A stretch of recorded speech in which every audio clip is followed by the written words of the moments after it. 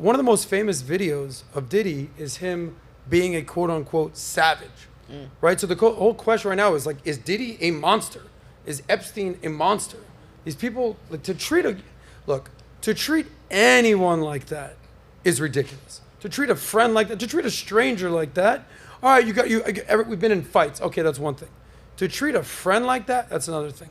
To treat a woman like that, disgusting. Yeah. To treat your woman like that, absolute psychopath. That you claim to love. Exactly. Is that what love is? So there's a video, speaking of Diddy being a monster or a savage, here's a video, probably literally the most famous video of Diddy proclaiming being a savage.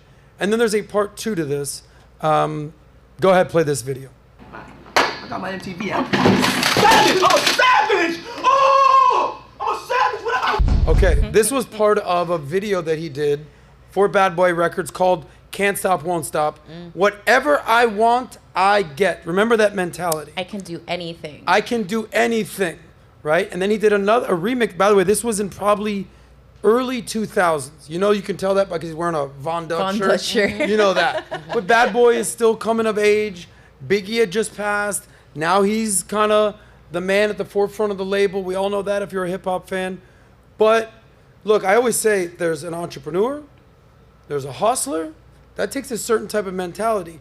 You have to be a savage. What's the song by Megan Thee Stallion? I'm a savage. Bougie? Classy. Okay. Bougie. Sorry, guys. Not a Megan Thee Stallion Not fan. ratchet. But there's Nobody really is. Exactly. Then you could become a monster. So then there's this part 2. Watch this. I am the fucking hardest hustler in the world. This is Savage Part 2. Don't tell me about shit. It's 2022 and I'm still a savage. Whatever I want, I get. Whatever I want, I fucking get. Okay, here's how I interpret this. And this is where I want to end this. The first one, in the early 2000s, genuinely felt natural. Yeah. He was on the phone call, he was doing it, he cut a deal, like that felt natural. I'm not defending or, accusing him of anything. This just felt fake, didn't it? I don't think it felt fake. I think it's not a surprise to him anymore.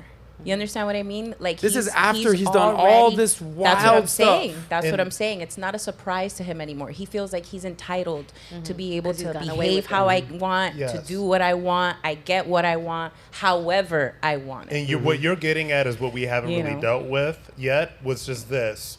When you get to an amount of wealth and power and success that Diddy has gotten to, not only do you start thinking that you're God, not only do you start thinking that you can believe and do anything, you start being surrounded by people that are going who to inebriate that behavior. That narrative. Yes. And not only will you be surrounded by people like that, they will do anything to continue to have access to that wealth and that power.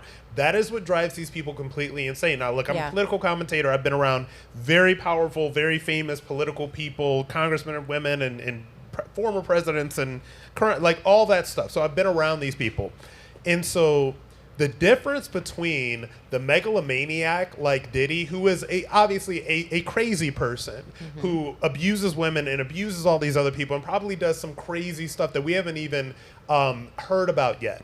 The difference between somebody like that gets to that level of wealth and power and somebody else who does not use and abuse their power, their wealth, and their access in that way is some sort of grounding in something, whether it's grounding in God, whatever your God may be, or whatever your religion may be. It's being grounded in something that is not of this world. Right. Because when you are grounded in nothing but whatever this culture is, whatever this world is, whatever this world deems as acceptable, the more wealthy and powerful and famous or whatever you get, the more degenerate you will become because there is no level. It's like your dopamine is fried. That's why all these men in Hollywood are bisexual. Yeah. They've had all the women.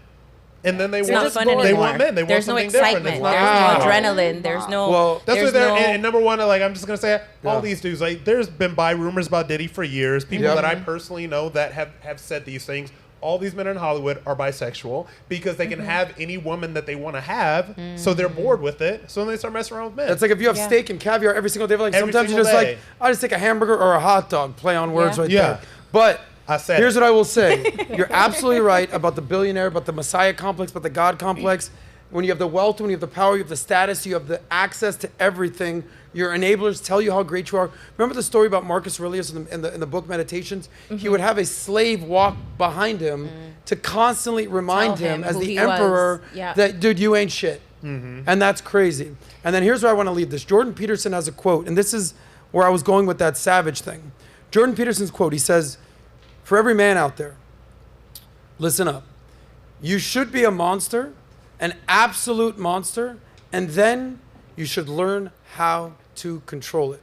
The problem with Diddy, well, he was a monster, he was an absolute monster, and that's fine, but he never learned how to control it.